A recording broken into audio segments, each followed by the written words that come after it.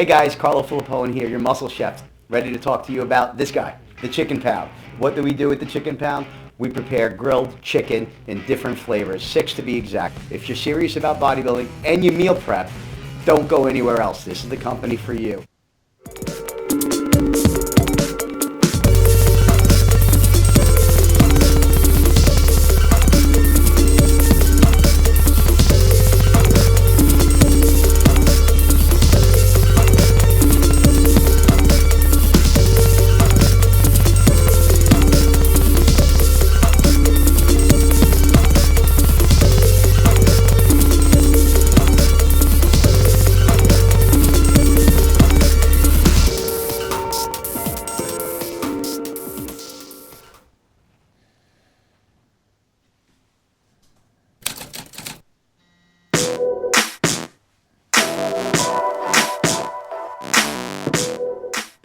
RX Television on RxMuscle.com. This is Ask Dave, better known as hashtag Ask Dave, your 30-minute question and answer show with Dave Palumbo. And we're going to get right into it because obviously this is Arnold Classic Week, where we always tell you you have questions about anything between diet, training, supplementation, news in and around the IFBB contest world. And then, of course, this being one of the biggest weeks on the IFBB and the bodybuilding calendar, Arnold Classic Week, and it was absolutely rocked last night. Dave, we're going to go right into it. Major development last night, and the fallout has been a never-ending stream of questions that are going to surely linger between today into the weekend. Yeah, it was shocking news that the Arnold Expo had been canceled yesterday. That news came via several media sites, but I guess it was originally released by the Arnold people. The governor of Ohio and the mayor of the city of Columbus are really the people that put pressure on the Arnold people to cancel it. Do you really think the Arnold people wanted to cancel the show? Absolutely not. You think the NPC wanted to cancel their amateur division? Absolutely not, because they don't want to lose all the money, right? They don't want these competitors to be let down. Everyone's dieting.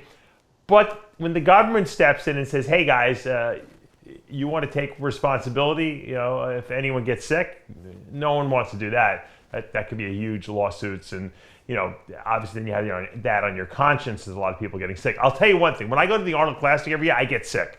Usually it's a cold or a little virus, because there's so many people jammed into that one place. It's like 250,000 people in that place. So I understand the concern. A couple people bring in the virus. Before you know it, everyone has it, and then they're disseminating it to all their states and countries that they go to. So it's probably a good idea that the expo is canceled. I don't know why they would cancel the actual competition itself. From what I understand now, the pro show will go on.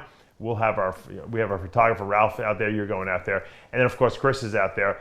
The amateur division was yesterday. Bob Lorma told me, he goes, it's still on as far as I know, but no one's told me to cancel it yet, or it hasn't been canceled yet. Mike Davies, who runs that show, sent word to me this morning that it's on. He's registering people unless something happens. So a lot of people didn't go out there because they didn't want to get there and then be told it wasn't going to happen. They're being very wishy-washy about the amateur, and I don't know what the deal is with that. But I have a feeling, once again, it's coming from up above. The state government who's putting pressure on the Arnold people. The Bob Goldman International Sports Hall of Fame will take place. Sid, you'll be over there checking that out with our good friend Susie Blaylock. And, once again, the pro show is going on. Big Ramy posted on his Instagram, I put that video up a little while ago, that he made the announcement that he was working with Chad Nichols this whole time for this prep. Didn't tell anyone. Chad didn't tell anyone. It was kind of under wraps.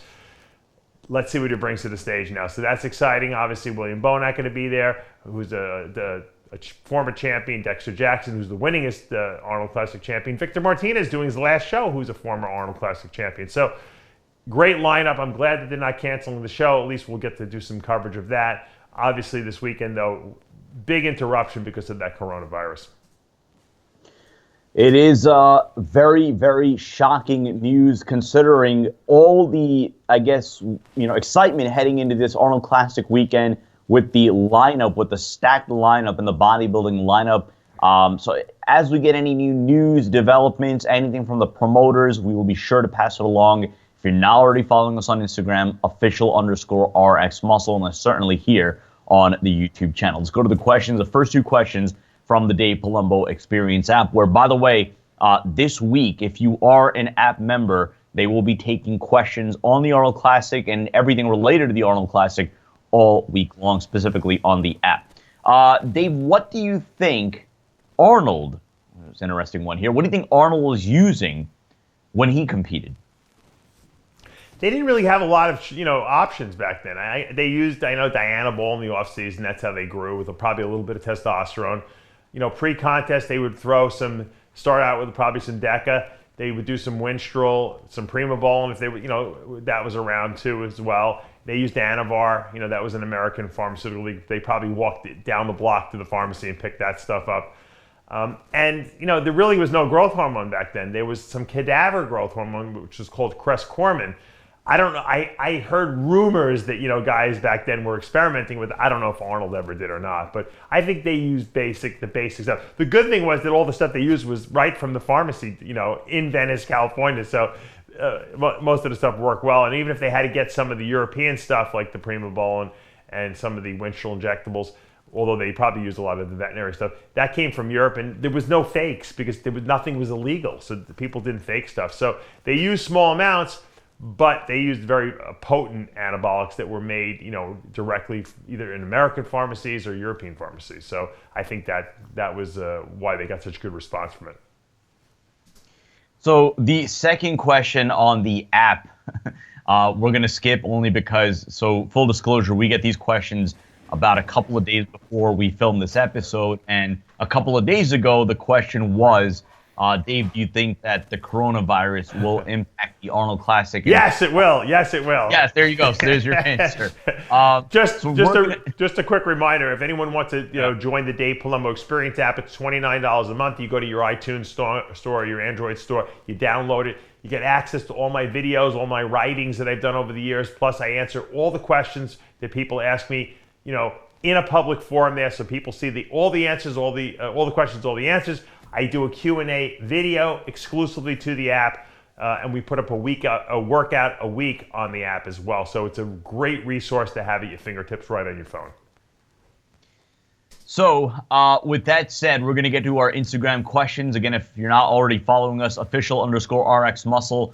As Dave mentioned, I will be there. Chris Aceta will be there. Right now, tentatively speaking, I will be arriving Friday night. So essentially, as the Friday night show is going to be wrapping up. So we're going to be getting all sorts of content. And then, of course, all day Saturday between the Hall of Fame ceremony, pre-judging for the Men's Open, and, of course, the night show. We're going to have all that covered, all that documented on our YouTube channel, and then, of course, on our Instagram feed and our stories. Now, Dave, we've gotten a lot of the different questions and all sorts of different variations. So I'll just ask it to you if you want to, I guess, blanket answer this question. A, your take on the coronavirus, is it as bad as people are saying, or is it the media just hyping it up? And in general, if you could give somewhat of a breakdown as far as what exactly the coronavirus is from your understanding. Yeah. From medical school, I remember the coronavirus, it's a virus, it's not a bacterium, which means that you cannot treat this virus with antibiotics. Antibiotics kill bacteria. These are viral, okay? The common cold is a virus. We haven't cured it yet. Why? Because there's no antibiotics for it. It's a cold. It changes, it mutates. The coronavirus, all coronaviruses, okay, of which the common cold is one of them, have different strains of virility, or virility, I guess you could say. How virulent they are, meaning how deadly they could be or not deadly. And this new strain that they're calling the COVID-19, and that just means coronavirus 2019, that's when it was discovered, which was first isolated in Wuhan, China, seems to have a little bit more aggression than the common cold. It transmits really easily. It gives you respiratory symptoms like the cold, but it can progress to be worse. So people who are older, people who don't breathe well to begin with, you give them a virus that compromises their ability to breathe, and they could die from it. So that's why it becomes, deadly. To the average person who has a good immune system, an average adult or even teenage kid, it pretty much doesn't seem to be something that you have to worry about. You will get symptoms of a sore throat, cough, you might sneeze, and it's transmitted the same way a common cold would be. Droplets in the air. If you touch the droplets and rub your eyes, you can transmit it pretty easily, like a cold does. Problem is that it could progress. So if you have trouble breathing, if you get this virus, if it does spread to everywhere, and you get the virus and you can't breathe, you got to go to the hospital, and you got to have them, give you whether they have, sometimes they have to go as far as intubating you, but usually they can, put you on oxygen or something like that. That's about as severe as it gets. But like I said, for most people, it's not going to be something that you have to say, oh my God, I'm going to die from it. It's not AIDS. It's not like a deadly virus you see on these zombie apocalypse, TV shows and movies. However, no one wants to get it. So, that's why, think about what happens at the Arnold. You have people from all over the world, every country, all of the states coming to one place, congregating, 250,000 people. If one person brings it and spreads it to 1,000 people, and they go out and bring it back to where they came from, now it's spread all over the place. And that's why they're trying to cancel things like FIBO and possibly the Olympic Games if they don't get this under control. Because it can be easily spread and people do die. Even if only 5% or 2% of the people who get it die, if you have millions of people who have it, that's a lot of deaths. So we don't want people dying, obviously. The Arnold people don't want people dying. It's like I said, I don't think you have to start. I have got some guy emailing me saying, stockpile the food. You got to do videos and telling people to stockpile the food because it's going to be martial law and you're not going to be able to go. There's going to be no food left in the supermarkets. And look, the only reason there's not going to be any food left in the supermarkets is because people panic and think that it's something. This is like a plague coming, and that people once again are going to turn into zombies and everyone's going to kill each other. It's not Armageddon. It's something to be concerned about because it's easily spread, and it can, once again, in certain populations of people, prove to be dangerous. But I think people are starting to blow it out of control a little bit, and once again, we don't want to get it. We want to be educated about it, but at the same time, we don't want to panic. Jack Connor, IFBB Pro, the best treatment and favorable exercise is when you've had knee pain from tendinitis. It's given me unbalanced quads. The only time I've ever had knee pain, believe it or not, is when my orthotics that I wear in my shoes, which are custom inserts that kind of correct my arch deficit. We all have an arch deficit. I have zero arch, but so I have a very big arch deficit. But whenever they start to break down and my feet are not being biomechanically corrected properly, I'll start to get some knee pain. And that usually is my signal to get my orthotics changed. I probably should get them changed before that, but unfortunately sometimes I wait too long. I've never really had too many knee injuries in the sense that, although I tore my quad, and that's technically a knee injury because the quad tendon attaches to the patella, but I don't have any, knock on wood, I don't have any joint pain in my knees. When I do get a little rubbing, what we know as chondromalacia, which is rubbing under that kneecap, the bottom of the cartilage, I up my dose of Arthrolyze. Arthrolyze is a high potency, joint repair product that contains a lot of glucosamine, chondroitin, boron. It also uses UC2 collagen. If you take the right dose on a regular basis, you probably never get knee pain. 5 pills twice a day. If you do get knee pain or you're having a knee injury down there and you want to help with the healing process, I would almost double up the dose, like taking 20 pills a day of the stuff for a short period of time, 2 to 3, 4 weeks, so that you can heal, give your body the raw materials it needs to heal the connective tissue, because or the cartilage. A lot of times you get a little rubbing of cartilage and you get a little exposed area and it just gets irritated and inflamed. And if you just give your body the raw materials to just kind of seal off that little area, almost like if you get like a paper cut or you scrape the skin, you get like a little abrasion and every time you get water on it or something like that, it burns you. Same thing with the cartilage. If you rub away even a little tiny spot and it keeps rubbing on the bone, you're going to get irritation and inflammation there. It's going to hurt, and you're not going to be able to train properly. So make sure you take your joint repair products like Arthrolyze, high potency, at least 4 grams of glucosamine a day, 4 grams of MSM per day, and I think you'll see a lot of relief. Let's go to Anthony Aesthetics. Dave, what techniques or strategies did you use when you were 2 weeks out and you were starving to death apart from keeping yourself busy? Going nuts. Drank a lot of coffee. I'm embarrassed to say how much coffee I would drink so much coffee that I literally could, and I've said this before, I could just sit on the toilet and just continuously pee, would probably just never get up. I would make regular coffee in the morning, then I would make, in the midday, I would make iced coffee. So what I would do is I would make like a pot of coffee, and I would put the whole thing in the refrigerator. And I would, until it got freezing cold, and then I would take it out, and I'd just put like packets of Splendor, or I think at the time the only thing that was around was Equal. And I would just drink that all day, like black iced coffee all day. I love it. It was like I was drinking like a milkshake or something like that. But the more you drink of that, obviously you start getting tweaked out on all the caffeine, but then you can't stop peeing because the coffee makes you pee, the caffeine makes you pee, and then all the liquid you're drinking actually makes you pee, and you're not holding any fluids because your carbs are low. So that could drive you, I don't know what drives you crazy, the fact that you're starving to death, the fact that you can't stop peeing every 2 seconds, So it's not a comfortable situation the last 2 weeks before a show when you're in really good shape and very, very lean. I became an obsessive cleaner, house cleaner. That's why I would organize closets. I would tackle things that needed to be cleaned that I never in a million years thought I would ever do. I kept saying to myself, I need to clean that, but I just don't have the time. When you're dieting, you want anything to distract you. I would clean for hours, and probably people out there are laughing to themselves because they do the same thing. Organize things. It's a great anal retentive way of distracting yourself from hunger. Let's go to Action Figure 86. How do you feel about eating beef liver daily as a protein source? I don't like liver. Not that I don't like the taste of liver, because remember, I'm half Jewish, so the Jews love to eat chopped chicken livers, like they call it chopped liver. It tastes pretty good, actually, but I don't eat liver because I'll tell you why. The liver is the detoxification organ of the body, meaning that there's a lot of toxins stored in the liver, broken down in the liver.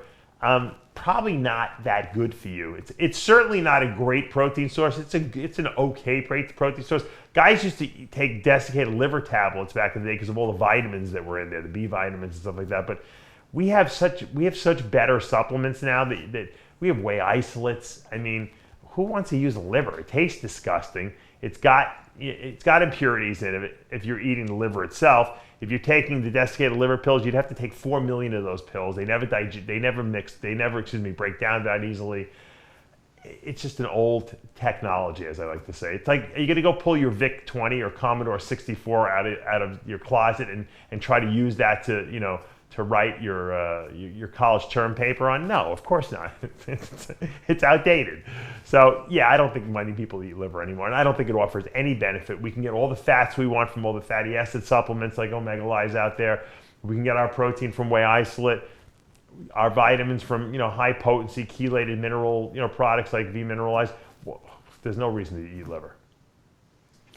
Interesting one here from Anas Zaydat. How can I train without pre-workouts? I recently became very addicted to them. It seems that the only thing gives me the push to go to the gym. And Dave, I know you've talked about this in the past, that there seems to be pre-workouts have been the rage over the course of the last decade. So I guess, how would you advise somebody get off dependency of using pre-workouts to go train? The fact that you can't get motivated to go to the gym without a pre-workout is an indication that you're kind of addicted to the pre-workout. So that's a problem right off the bat. What I found is the best way to get off stimulants, because look, I'm anti-stimulant, but I got to be honest with you, I'm living on stimulants. Like I drink a coffee every day, regular coffee. I don't know how I somehow went from no caffeine to adding a little bit of coffee. Now I drink almost like a full cup of coffee every day. I can't function otherwise. I don't sleep. My kids are up all night, especially when they're sick. But I'll tell you one thing. If I didn't have, once my kids get a little older, the easiest way to not take in caffeine is to take a nap. I would go to the gym. You know how you get to the gym, you're like, oh, I'm so tired. I don't want to train, nothing. I would sit in my car. I've said this before. I would turn off everything. Maybe I put music on really low, and I would close my eyes and I'd recline the seat, and I would literally sleep for 20 minutes, sometimes an hour, depending on how exhausted I was. And then I would get up, and it takes a little time to get yourself going again, and I would get out of the car, I'd go walk around a little bit, maybe go have a shake or something like that, and then go in and train. And I'd have the best workouts of my life. You will have a great workout if you sleep. Matter of fact, I don't even know how I transitioned into it, not even realizing it. I put my daughter to sleep put our kids to sleep around 9:30, if we're lucky, sometimes later. Our kids, everyone else's kids go to bed 7:30. My kids go to bed 9:30, 10. As soon as I'm putting them to bed, okay, I go into the room. My daughter, she's 2 years old. She lays in her bed. I lay on the floor next to her. There's a mattress on the floor, so in case she falls out, I lay on there. And I fall asleep before she does. And I'll sometimes sleep in there for like 45 minutes. I'll get up. She's asleep. I sneak out of the room, and I go right into my game room where I have my weights, and I do my workout. And the first set I'm a little tired, because I just got up from a nap. But man, I am strong. I feel good. It's like I'm rejuvenated. I go downstairs. I take a shower after that, and I can work all night after that. I give myself like a surge of energy for another 2 hours or 3 hours where I can sit down and answer emails. If I go over to my snake room and I play with my snakes and clean some snake cages, whatever I got to do, I get it done. And it's just from that little short 20-minute to 45-minute nap. That is better than 25 cups of coffee, I promise you. And it's good for you. Whereas you start down with too much caffeine to try to overcome that tired response, and you overstress your adrenal glands, you create too much cortisol output, and it's just not healthy for you. Let's go to IFBB ML Nakawa, good friend of the show. If you have a competitor like Dennis Wolf, who has a high, I guess, ratio, who needs a lot of carbs, 3 days out to fill up. We talked about Milo Sarcev and what he would do to train Big Ramy. Right. If you were training Dennis Wolf, how would you carb load him? He's like a Juan Morel almost. I mean, the guy, he's got a huge frame. He's got a very fast metabolism. When he's he probably doesn't need that many carbs as he's dieting. But once he loses all the body fat to fill him up, because what happens is when you start carbing someone, you don't realize this, but you're amping their metabolism because you're injecting carbs, and they're so lean that the carbs are not getting stored; they're getting actually metabolized for energy, and so you're eating a ridiculous amount of carbohydrates, and they still look flat. Why? Because they're not storing the carbs as glycogen; they're using it as fuel. So what I do when I carb my guys, I keep the protein in there, obviously, because they're still repairing muscle and doing all those little bodily functions. But I keep my fat higher while I'm carbing so that the body will prefer to use the fat as fuel. The carbs will get stored as glycogen. So if you don't give a fuel source to the body, okay, to operate on, it's going to use all that fuel you're trying to store as glycogen, to run the body. So we don't want that. In my approach, I use, once again, a high protein, moderate fat. So they may be getting 30 grams of fat per meal. And then on top of that, I'm giving them carbs. So someone like Dennis might need 70, 80 grams of carbs a meal, but he's also getting 30, maybe even 40 grams of fat per meal. So of course his body has a nice fuel source. The only time it's going to use the carbs is if it's working out. In the last 3 days, you don't work out. So all those carbs I'm putting into his body should get stored as glycogen, which is what we want, so he gets fuller. And the fats will get used as fuel because they're used for slower sustained movements, like just moving around and walking around and functioning. So that's the key. I think a lot, if you have to give someone a ridiculous amount of carbs to carb them up and they still don't get full, you're not giving them enough fat in their diet. Let's go to O'Brien of John. What is the best way to alleviate post-injection soreness from a water-based compound like Winstrol, especially leading into a show when posing starts getting affected? Don't use it is probably the best advice I can give you. But if you do and you have the problem, 2 Tylenol. Post-injection pain a lot of times is due to the inflammatory response that happens and the prostaglandin response that ensues. Prostaglandins are released when you have the flu. And prostaglandins, certain ones, will cause you to become achy. That achy feeling, that painful feeling, it's the same thing, the same effect you get from a site injection response. You're having a local production of what we call these local produced hormones known as prostaglandins, and some of them elicit a pain response. Some of them elicit a temperature response, so you get a fever. Some of them elicit, other responses, inflammation. You can inhibit the prostaglandin production and the responses that ensue because of it by taking 2 Tylenol. Literally, 2 Tylenol should completely negate all the side effects you're getting from that. And I've shown it to people. I know people who've taken bad shots of test-propionate, and they're in so much pain. It feels like someone took a hammer and slammed them on their injection site area. I know, I've done it before. And literally, 2 Tylenol later and you feel 100 times better. The problem is when the Tylenol wears off in 4 hours or so, 5 hours, you're going to need to take more until the inflammation clears itself up. But that's the safe bet. Interesting guest suggestion from Almir Almedi. Dave, would you be interested in interviewing Lance Armstrong on RxMuscle to discuss his life, how he battled cancer, drugs, so on and so forth? Do you think, with all the different topics that you guys talk about, it would be a great interview?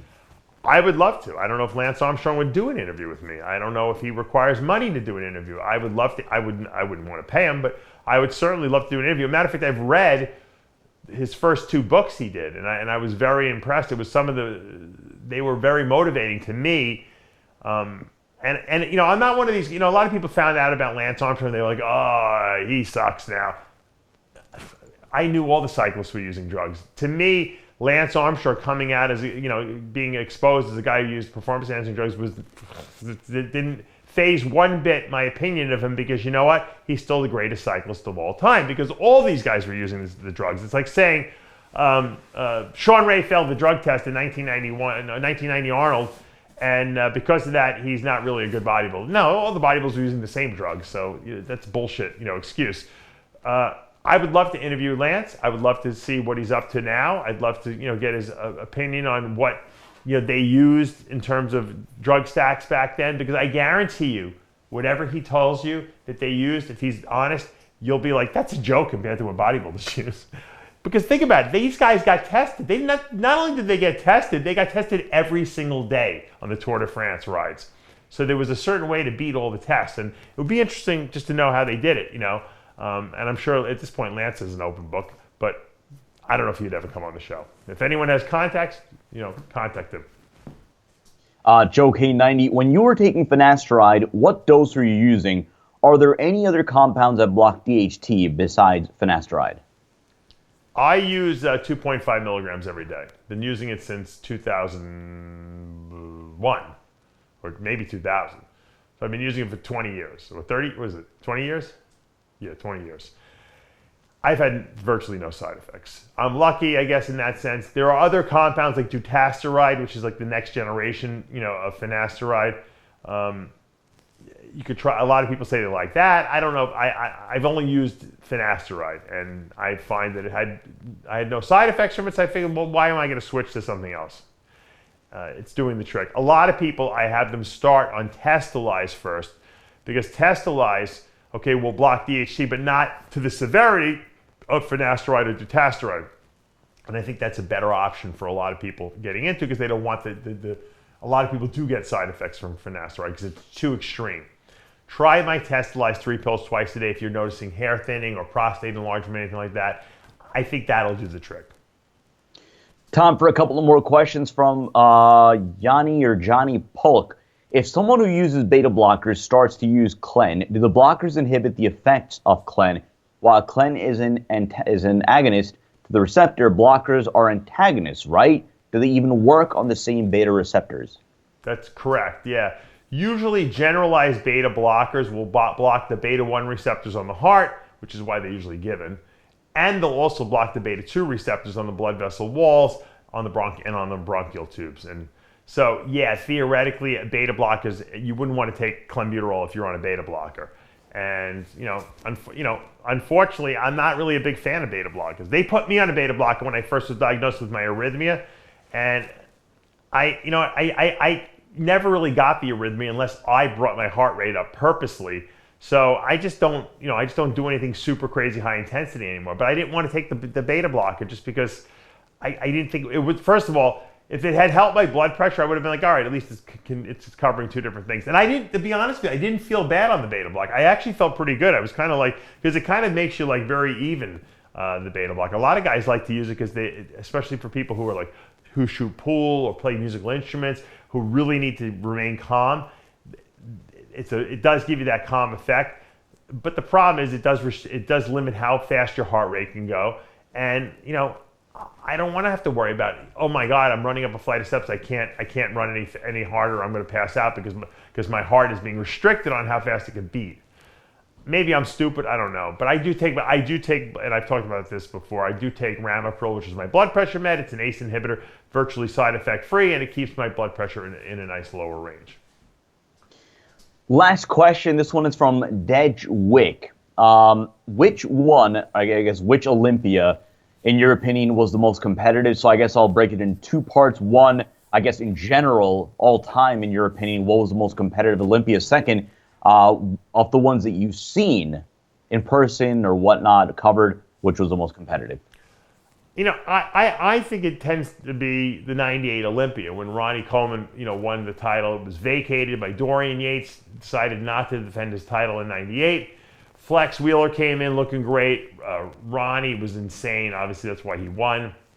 Nasser was really good. Cormier was good. Lavroni, everyone, Sean Ray, they all were on their A game because they knew that the title had been vacated and that someone new was going to be Mr. Olympia, and everyone wanted it to be them. So I think that lineup, in terms of memory, is memorably the best that I've seen, and I've actually was there in person. And when Ronnie won, the place went insane. So I'd go with the 98 Olympia. That's going to do for this episode of Ask Dave. Again, with everything going on right now with the Arnold Classic and all the news breaking from last night's major announcement, keep it locked to RxMuscle.com, our YouTube channel, and of course, our Instagram, Facebook, Twitter feed for all the latest developments. Anything we hear from any reliable, credible sources, we'll be sure to pass it along. And hopefully, no more bumps in the road. Hopefully, we're in for a great show this weekend. For Dave Palumbo and our producer, Tyler Shore, I'm Sadiq Faruqi. We'll see you next time.